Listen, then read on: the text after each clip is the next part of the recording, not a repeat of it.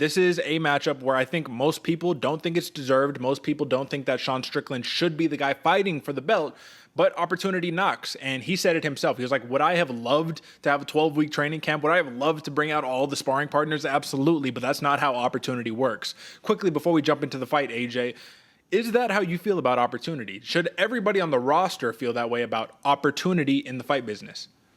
Not only on the roster and not only in the fight business, Derek, I think in life, that is the best way to success. You stay ready so you don't have to get ready. One of the worst things that can happen is when opportunity knocks, you're not prepared to answer.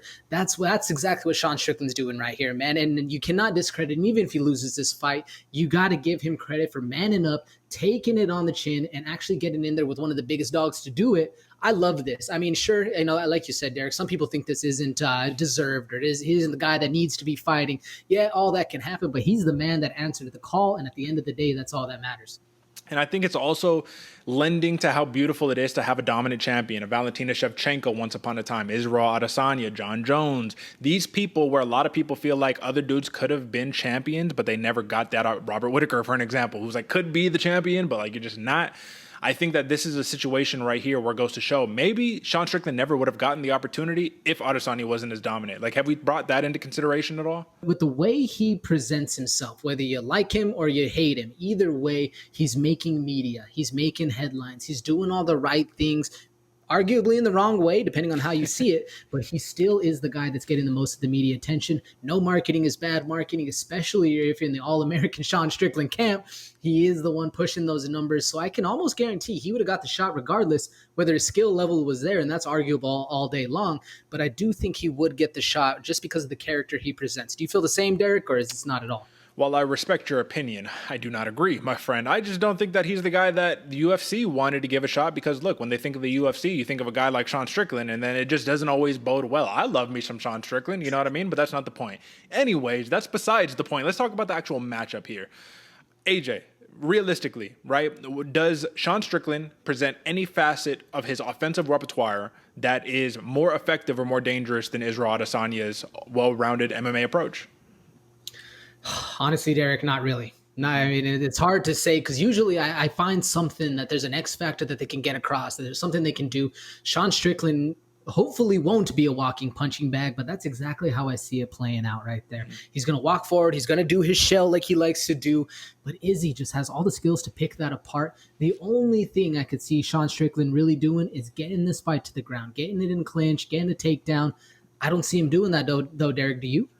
I think that that's definitely something that if he was smart, this is his opportunity. You take that opportunity. But given, I mean, cardio wise, this dude hasn't grappled a ton in his last how many fights, 10 fights or whatever the case may be. So you just have to think, are you going to be ready for 5 rounds of hard wrestling? And you don't want to gas yourself out in round 3 just because you tried to do it and you couldn't sustain it. I think that Sean Strickland is going to stick to his guns and he will do Sean Strickland's approach at victory, which is march you down, keep the pressure on you, and then slowly but surely break you down until you're broken. However, will that be effective against Israel Adesanya? I'm not sure, but I do want to talk a little bit more about that pressure aspect. Adesanya, he's already identified it himself. He's like, what is one thing Strickland can do really good? Well, he can put that pressure on you to where you're constantly in that back against the cage spot. You can't get your long kicks off. You can't keep your range. You can't manage distance. Once again here, AJ, not to beat a dead horse right here, but I mean, Israel Adesanya, we're just kind of thinking he's a little too skilled to fall into that trap against the caliber of fighter that Sean Strickland is, right? 100%, Derek. If Sean Strickland had another X factor to his game besides the pressure, besides that jab he likes to use, he does have some power, but in order to get into that range, you need to put yourself in absolute danger against Israel Adesanya.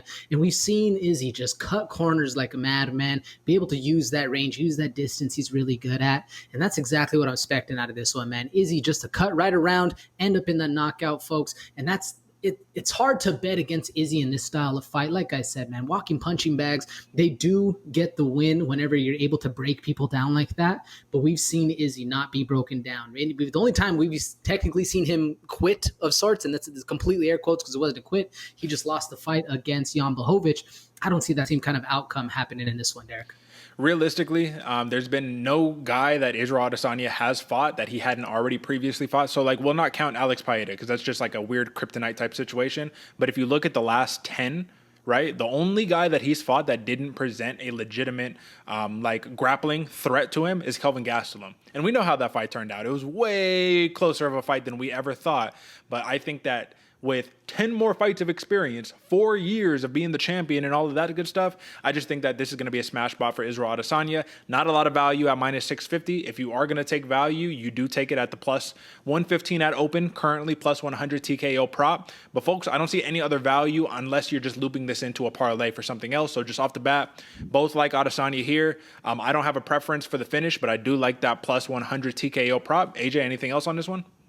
That's why I made it the prop lock, Derek, plus 100 TKO. That's where I see this fight ending up more often than not. I'm curious at that plus 115 decision. It looks like the odds makers are banking on Sean Strickland's chin really holding up, but in a 5-round fight, I don't think so. Give me that knockout. Yeah, especially with a spicy Adesanya if he decides he wants to bring it for this one.